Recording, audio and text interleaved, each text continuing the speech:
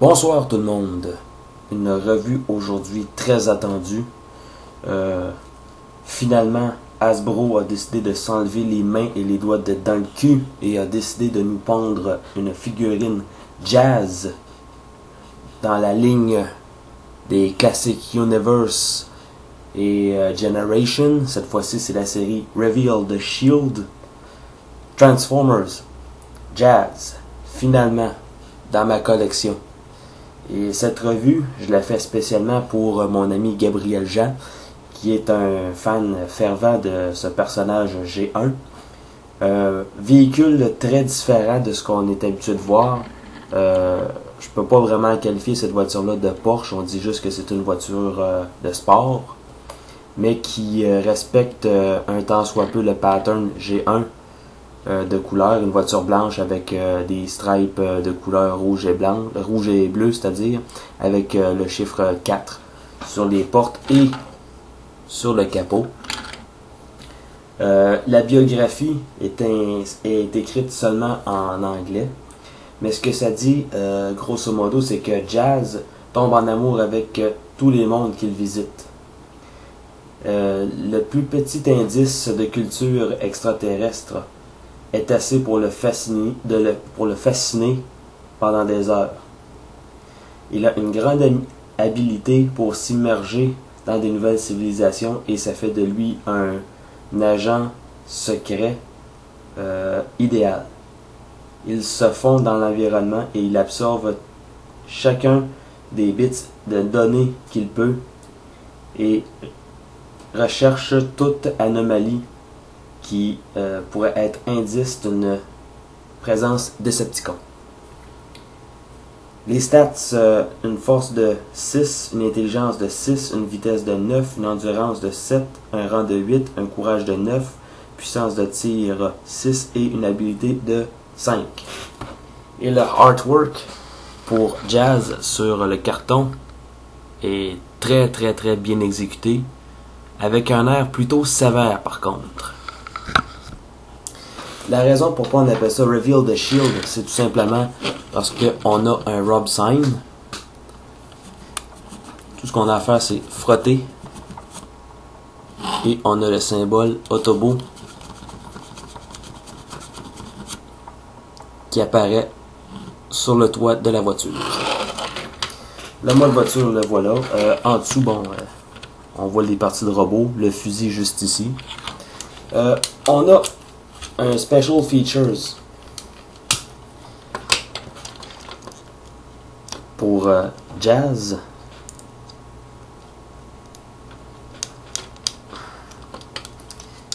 Là, je suis même pas certain d'avoir... Oui, parfait.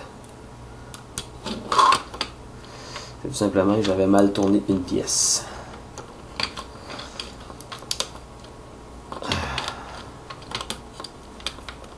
On peut fermer les portières.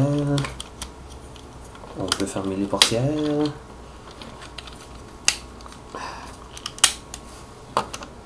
Très important. Et voilà. Jazz peut faire une attaque sonique avec des haut-parleurs très énormes. Pour ne pas dire trop gros, mais quand même c'est Jazz. On n'a pas le choix, il faut que ce soit big. On va détacher ces parties ici pour tout de suite. Vous allez comprendre pourquoi plus tard. En dessous, on a l'arme qu'on peut détacher. Et tant qu'à y être, tant qu'à rester avec l'arme, ce qu'on peut faire, c'est que vous remarquez ici, de chaque côté, on a des espèces de pegs et on a les crochets. Et voilà, on a un fusil. Attendez tout petit peu. De chaque côté. Et ça lui donne un fusil plutôt énorme. Mais comme j'ai dit tout à l'heure, c'est Jazz, on n'a pas le choix, faut que ce soit gros. C'est pas n'importe qui, Jazz. Et voilà. Et ça donne un fusil plutôt élargi. On va le mettre de côté. Pour la transformation, on commence avec les portes. On va remettre les supports de PEG à l'intérieur. On laisse les portes ouvertes. on va détacher la partie arrière, comme ça, en déployant les jambes. On va les écarter. Et bon.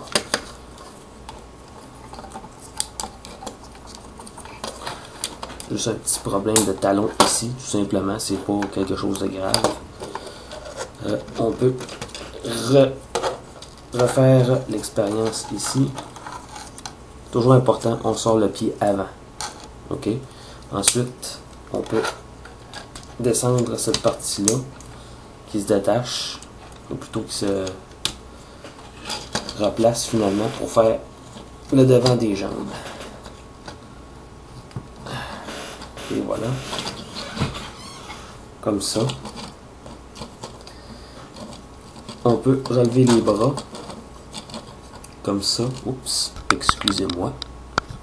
Donc vous voyez, les bras sont comme ça. On peut les relever comme ça. Ainsi, on peut les séparer comme ça. Et voilà quelque chose que j'ai bien aimé et que je ne m'attendais vraiment pas. C'est que lorsqu'on abaisse, tout en s'assurant que cette partie ici soit bien dégagée, un automorphe qui fait en sorte que la tête de Jazz se relève. Ensuite, on réinstalle les bras en position normale. Excusez-les. Seule chose, c'est qu'il n'y a rien qui snap en place pour tenir ça. Ça reste lousse. Mais bon, c'est pas très très grave. Et le dos, tout ce qu'on a à faire, c'est de le relever comme ça. Et voilà. Et voilà Jazz dans toute sa gloire robotique. Oh, avant tout, avant de mettre l'arme dans ses mains, sur mon exemplaire, je ne vous le souhaite pas, mais sur mon exemplaire, vous allez remarquer que j'ai des bavures de peinture blanche sur la main et j'ai quelques petites bavures de couleur sur le visage, ou plutôt sur le côté de la tête. Alors, on va faire un focus.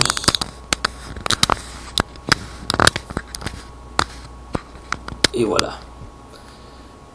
Ils sont plutôt subtils, mais vous les voyez quand même juste sur le bout de mon ongle, comme ça.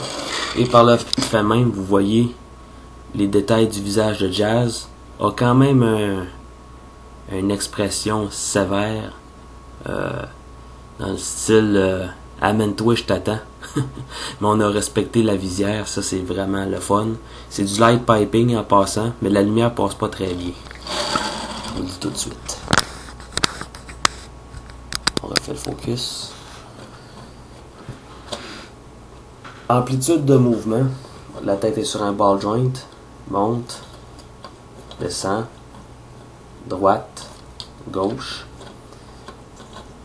Les épaules pourraient tourner à... Oui, peuvent tourner à 360 degrés. Je pensais que cette partie ici serait dans le chemin, mais non. On peut étendre le bras vers l'extérieur. On a une articulation ici qui tourne à 360 degrés. Le coude est articulé. On a un joint double en passant. Et la main est sur ball joint. Peut tourner à 360 degrés. Ce qui est intéressant, petite parenthèse, c'est que la main n'est pas complètement fermée, mais le fusil tient très très très bien. On a une articulation au niveau de la taille. Les jambes d'avant en arrière et vers l'extérieur. On a une articulation ici. Articulation double au niveau du genou. Et le pied n'est pas sur ball joint, juste sur une charnière. Et en mode robot, on peut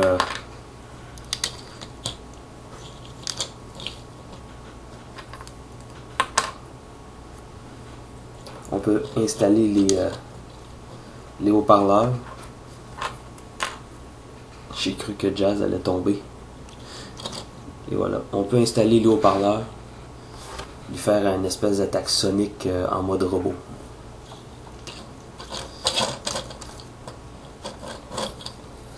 Là, s'il a tendance à pencher vers l'avant, c'est pas un défaut du robot, c'est tout simplement moi qui le positionne mal. On va replacer les haut-parleurs à leur place sur le fusil.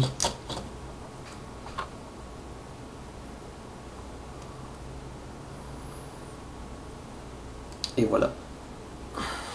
Et on place le fusil à l'intérieur de la main. Et voilà, Jazz. Finalement, en robot. Dans notre collection. Finalement. Très heureux d'avoir cette figurine ici. De loin, un des meilleurs classiques qui a été fait à ce jour. Beaucoup d'autres sont très très bons, mais celui-ci fait désormais partie de l'un de mes préférés. Vraiment très heureux de l'avoir.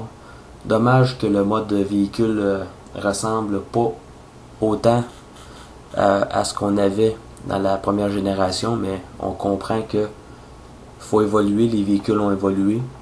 Donc Jazz est un autre genre de voiture sport. On dit Street Rally Mode. Donc, une voiture de rallye des rues. On verra bien où ça va nous mener tout cela. Si je devais noter ce robot-là, je lui donnerais facilement un 10 sur 10. Vraiment bien détaillé, bien fait. Et quand je dis bien détaillé, c'est qu'à l'arrière des portes, à l'intérieur des portes, on voit des détails de gravure, ainsi qu'à l'intérieur des jambes. Donc c'est pas très évident parce que le focus ne se fait pas automatiquement. Mais bon, c'est là quand même. Donc oui, je dirais un 10 sur 10, ça mérite un 10 sur 10 ce Jazz-là, et pas moins. J'aime son attitude badass, comme disent les Anglais.